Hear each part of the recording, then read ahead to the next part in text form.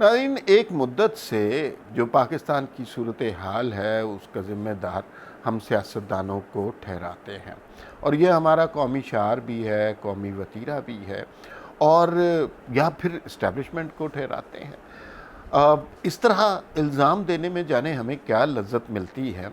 हमें ये इल्ज़ाम देने की जो आदत है, ये हमें इदराक नहीं होने देती कि इस सारे अमल में जो पाकिस्तान की सूरत हाल है, जिस कदर माशी, समाजी, अखलाकी अबतरी का पाकिस्तान शिकार है, उसमें हमारा भी कुछ कसूर है।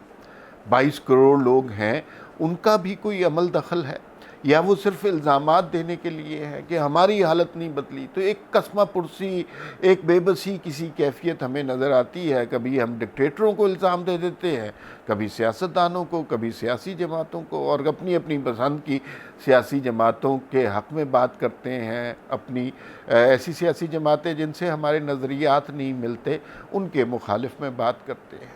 लेकिन क्या ये मसले का हल है? क्या इस तरह कोई सलूशन पैदा हो सकेगा? मेरा नहीं ख्याल, इसलिए कि हम जिस कैफियत में रहने लग गए हैं, ये ख़ुद तरसी की कैफियत कहलाती है, और इससे निकलने का हमारे पास वाहिद ज़रिया ये है कि हम किसी न किसी को इल्ज़ाम दे दें। हमें अंदाज़ा ही नहीं है कि 22 करोड़ अवाम कितनी बड़ी क़ुव्वत होते हैं, और वो फ़ैसला कुन और अटल क़ुव्वत होते हैं।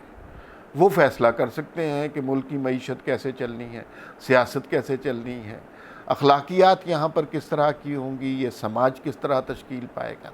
लेकिन हमने अपने ऊपर ज़िम्मेदारी लेना कभी कबूल ही नहीं किया, और हम ये चाहते हैं कि इनकलाब आए, माशरे में बड़ी तब्दीलियाँ आएँ, सियासत में बड़ी तब्दीलियाँ आएँ, लेकिन हमें कुछ ना करना पड़े। और बड़े शौक़ से हम दुनिया के, कभी फ़्रांस के इनकलाब की मिसाल देते हैं, कभी रूस के इनकलाब की मिसाल देते हैं, कभी तुर्की के इनकलाब की मिसाल देते हैं।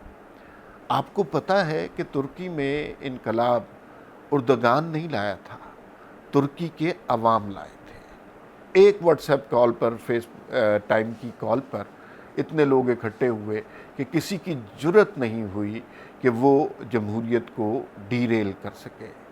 तो मेरे ख़्याल में ठीक है, आपकी सियासी जमातों से नज़रियाती इख्तलाफात हो सकते हैं, कुछ लीडर, कुछ अफराद ऐसे हो सकते हैं जो आपकी चाहत के मुताबिक, आपके नज़रिए के मुताबिक ना चलते हों, लेकिन क्या इसका ये मतलब ये नहीं है कि हम भी उस सोसाइटी का हिस्सा हैं? हमारी भी कुछ तो ज़िम्मेदारी बनती होगी ना। तो इस हवाले से मैंने गुज़िश्ता दिनों एक कॉलम लिखा, और उस कॉलम पे काफ़ी ले दे हुई, काफ़ी बहस हुई, और ये बड़ी अच्छी चीज़ होती है किसी भी कॉलम पे, किसी भी डिबेट पे, किसी भी मौजू पे अगर डायलॉग शुरू हो जाए तो वो बहुत अच्छी बात होती है। मैं ये समझता हूँ, और इस वीलॉग में यही बात आपको बताना चाहता हूँ। हमारे यहाँ हमारे जहनों में ये डाला गया है कि सियासतदान बड़े मफाद परस्त लोग हैं, सियासतदान इस मुल्क को लूट कर खा गए, और ये एक ख़ास किस्म का नैरेटिव हमारे दिमागों को खोल कर उसमें मुसलसल मीडिया की तरफ से डाल दिया गया है। बेतहाशा लोग इस पे यकीन भी रखते हैं। लेकिन हमें ये भी याद रखना चाहिए कि जितनी कुर्बानियाँ इस मुल्क के लिए सियासतदानों ने दी हैं, उतनी कुर्बानियाँ किसी ने भी नहीं दी, और वो हर तरह की कुर्बानी थी, जान की, माल की, औलाद की, इज़्ज़त की, शोहरत की, हैसियत की, हर तरह की कुर्बानियाँ सियासतदान ने दी हैं। अब फातिमा जिन्ना से बात शुरू कर लीजिए। बानी पाकिस्तान कायद-ए-आज़म मोहम्मद अली जिन्ना की वो हमशीरा थी। एक डिक्टेटर के ख़िलाफ़ लड़ने का उन्होंने इरादा किया, सिविल सुप्रीमेसी उनका मतमए नज़र था। उनके साथ जो सलूक किया गया, रेडियो पाकिस्तान पे उनकी तकरीर नहीं होने दी गई, इलेक्शन से पहले उनको गद्दार वतन करार दिया गया, और जिन अल्फाज से अयूब के दौर में उनको पुकारा गया, गुफ्तगू की तहारत इस बात की मुतकाज़ी है कि हम वो अल्फाज ना दोहराएं। तो क्या फातिमा जिन्ना ने कुर्बानी नहीं दी थी इस मुल्क के लिए? वो चाहती تو قائد اعظم کی بہن کی حیثیت سے تمام تر اختیارات، تمام تر عزت شہرت انجوائے کر سکتی تھی، لیکن انہوں نے ایک ڈکٹیٹر کے خلاف لڑنے کا عہد کیا اور اس کی سزا بھگتی۔ اب آپ اس کو قربانی نہیں کہیں گے تو اور کیا کہیں گے؟ اسی طرح ذوالفقار علی بھٹو کو دیکھ لیجئے۔ ذوالفقار علی بھٹو نے کیا کچھ نہیں کیا اس ملک کے لیے، ہم نے اس کو کیا سمجھا؟ وہ بہادر آدمی تھا، ذہین آدمی تھا، فتین آدمی تھا۔ اس کا جو سب سے بڑا کارنامہ تھا کہ اس نے 90,000 فوجی ہمارے بھارت سے رہا کروائے جو جنگی قیدی تھے۔ 90,000 اتنی تعداد ہوتی ہے، اکٹھے ہو جائیں تو شہر بھر جاتا ہے، اور وہ مطلق العنانی انجوائے کر سکتے تھے۔ وہ چاہتے تو اسٹیبلشمنٹ کے ہرکارے بن کر، ضیاء الحق کی کٹ پتلی بن کر آگے معاملات چلا سکتے تھے، مگر اس نے نہیں کیا اور جلد الیکشن کروائے۔ اس شخص کا جس کا اسٹیبلشمنٹ پر اتنا احسان تھا کہ 90,000 لوگ رہا کروائے، اس شخص کو کے ساتھ احسان فراموشی کا یہ سلوک کیا گیا کہ اس شخص کو اس واقعے کے 4-5 سال کے بعد ایک غلط مقدمے میں پھانسی دے دی گئی۔ آخری وقت تک ضیاء الحق کے وہ ذوالفقار علی بھٹو کے پاس یہ آپشن موجود تھی کہ وہ ملک سے چلے جائیں یا کوئی ڈیل کر لیں، مگر انہوں نے نہیں کی۔ تو یہ اور جان کی قربانی دے دی، شہرت کی، عزت کی قربانی دے دی، حکومت کی قربانی دے دی۔ اسی طرح نواز شریف صاحب کو ایک دور میں جنرل مشرف نے اٹھا کے ملک سے باہر بھیج دیا، اپنے وطن سے، بال بچوں سے، کاروبار سے، اپنے گھر سے 10 سال کے لیے دور کر دیا، اور اس نے کہا کہ ان کا کوئی نام نہیں لے گا۔ نہ میڈیا نام لیتا تھا، نہ اخباروں میں ان کا نام چھپتا تھا، نیا سیاسی جماعتیں جو تخلیق ہو رہی تھیں وہ ان کا نام لیتی تھی، اور 10 سال، تقریباً 7-8 سال وہ ملک سے دور رہے، پھر واپس آ گئے۔ اور آتے ان کے ساتھ، ایک دفعہ واپس آئے تو ان کے ساتھ جو بہیمانہ سلوک کیا گیا ایئرپورٹ پر، وہ بہت تکلیف دہ ہے۔ وہ چاہتے تو اپنا کاروبار کر سکتے تھے، اپنی زندگی مزے سے گزار سکتے تھے، کوئی پراپرٹی ٹائکون بڑے مزے سے بن سکتے تھے، کرپشن بھی نہیں کی، کرپشن کا الزام بھی سہا، خاندان کی توہین بھی سہی، اور اس کے بعد آ کر پھر اسی ملک کی سیاست میں لگ گئے۔ کیا یہ قربانیاں نہیں ہیں؟ محترمہ بے نظیر بھٹو شہید کی بات کر لیجئے، ان کی قربانیاں کیا کم ہیں؟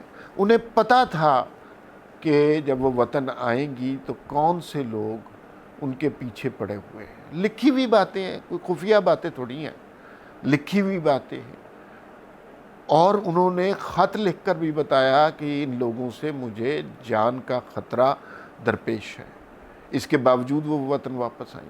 آپ اسے کہیں گے کہ وہ ہوس سے اقتدار میں آئیں، لیکن یہ بات نہیں ہے۔ کہ میں یہ مانتا ہوں کہ سیاستدانوں کو اقتدار کی خواہش ہوتی ہے، لیکن ان لوگوں کے اقتدار میں آنے سے ان کو زیادہ فائدہ ہوتا ہے یا عوام کو زیادہ فائدہ ہوتا ہے؟ خیر، محترمہ بے نظیر بھٹو نے بھی جان کی قربانی دی، اور اس سے بڑی قربانی کیا ہو سکتی ہے؟ پھر ایک اور جو موجودہ دور آیا ہے، اس میں نواز شریف صاحب کے ساتھ اور مریم نواز اور ان کی پارٹی کے ساتھ جو سلوک کیا جا رہا ہے، ساری پارٹی کو بھیڑ بکریوں کی طرح جیل میں گھسا دیتے ہیں۔ نواز شریف صاحب لندن میں جانتے تھے کہ پاکستان میں آتے ہی انہیں جیل میں ڈال دیا جائے گا، اور ایک ایسا مقدمہ جو غلط ہے، وہ اپنی بیمار اہلیہ کو وہاں چھوڑ کے آئے بستر مرگ پر، بیٹی کا ہاتھ پکڑا اور آ گئے۔ چاہتے تو بڑے مزے سے رہ سکتے تھے، بڑی پرکشش آفرز تھیں لندن میں رہنے کی، مگر نہیں رہے، اور اس ملک میں واپس آئے، سیاست میں حصہ لینے کا پھر فیصلہ کیا، اور اس کا جو انجام ہوا، یہاں پہ جو ان کا علاج ہوا، اس میں کہتے ہیں یہ خبریں بھی آئیں کہ ان کو زہر دینے کی کوشش کی گئی، ان کے پلیٹلیٹس کم کیے گئے تاکہ ان کا امیون سسٹم کمزور ہو جائے۔ اب وہ وطن سے باہر ہیں اور پاکستان آئیں گے تو ڈر یہ ہے کہ ان کا وہی حشر کیا جائے گا جو ذوالفقار علی بھٹو کا کیا. جو مریم نواز ہیں ان کے خلاف کردار کے بارے میں ایک خاتون کی حیثیت سے جو گھناؤنے الزام لگائے گئے، کیا آپ میں سے کوئی برداشت کر سکتا ہے اپنی بہن بیٹی کے متعلق اس طرح کی بات؟ ان لوگوں نے برداشت کیا. ان کا مطمع نظر صرف اقتدار نہیں ہے، یہ یاد رکھیے. ان کا مطمع نظر جمہوریت ہے، اور ان تمام سیاستدانوں کی جن کی میں نے لسٹ گنوائی ہے، ان کا مطمع نظر جمہوریت بھی ہے. پاکستان میں عوام کو پتہ ہی نہیں ہے کہ ان کے جمہوری حقوق کیا ہو سکتے ہیں. آپ کسی سے بھی پوچھ سکتے ہیں کہ اس کے اثاثے کہاں سے آئے ہیں. آپ کو کوئی بلا وجہ نقصان نہیں پہنچا سکتا، کوئی مسنگ پرسن نہیں ہو سکتے، کوئی آپ کو جبراً اٹھا نہیں سکتا، میڈیا پر کوئی قدغنیں نہیں ہو سکتی. آپ اپنے علاقے کے ریپرزنٹیٹیو سے سوال کر سکتے ہیں، وہ آپ کو جواب دہ ہوتا ہے. آپ اپنے وزیر اعظم سے سوال کر سکتے ہیں، وہ آپ کو جواب دہ ہوتا ہے. تو اس ساری گفتگو کے کہنے کا یہ مقصد تھا کہ پاکستان میں سیاستدانوں نے بہت قربانیاں دی ہیں اور وہ اب بھی ولنگ ہیں.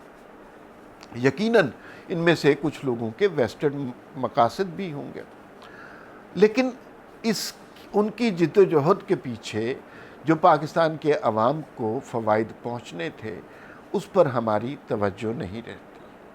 اب مرحلہ یہ ہے کہ ایک دفعہ پھر سول سپریمیسی کی ڈیبیٹ بڑی شدت سے شروع ہوئی ہے، اور اب پھر ہم اس بحث میں پڑے ہوئے ہیں کہ مریم نواز کیا کہہ رہی ہیں، شہباز شریف کیا کہہ رہے ہیں، اور بلاول بھٹو نے یہ کام نہیں کیا، نواز شریف چپ ہو گئے ہیں. میں کسی طرح سیاستدانوں کو بری الذمہ نہیں قرار دینا چاہتا. غلطیاں ہوں گی، کچھ اس میں سے وقتی فائدے اٹھانا چاہتے ہوں گے کچھ لوگ، لیکن ان کی قربانیاں میرے اور آپ سے کہیں زیادہ ہیں. تو اب جب سول سپریمیسی کا نعرہ لگایا جا رہا ہے، اب جب ووٹ کو عزت دینے کا نعرہ لگایا جا رہا ہے، تو بس ذہن میں یہ بات رکھیے گا کہ یہ نعرہ صرف سیاسی جماعتوں نے اقتدار میں آنے کے لیے نہیں لگایا. اس سے پاکستان کو اور پاکستان کے 22 کروڑ عوام کو بہت سے جمہوری ثمرات بھی حاصل ہوں گے. اور اگر آپ انقلاب کے نعرے مارتے ہیں اور ہر وقت سیاستدانوں پر تنقید کرتے رہتے ہیں، تو یاد رکھیے کہ جو پاکستان کی آج صورتحال ہے اس میں سارا قصور آپ کا بھی ہے. اس لیے کہ اگر آپ ڈٹ جاتے، آپ فیصلہ کر لیتے کہ یہاں کوئی ڈکٹیٹرشپ، کوئی مارشل لا، کوئی سلیکٹڈ حکومت، کوئی ڈمی حکومت نہیں آئے گی، تو پھر آپ کی طاقت سب سے بڑی ہے، اور آپ کی طاقت کے آگے کوئی ڈکٹیٹر، کوئی جرنیل نہیں ٹھہر سکتا.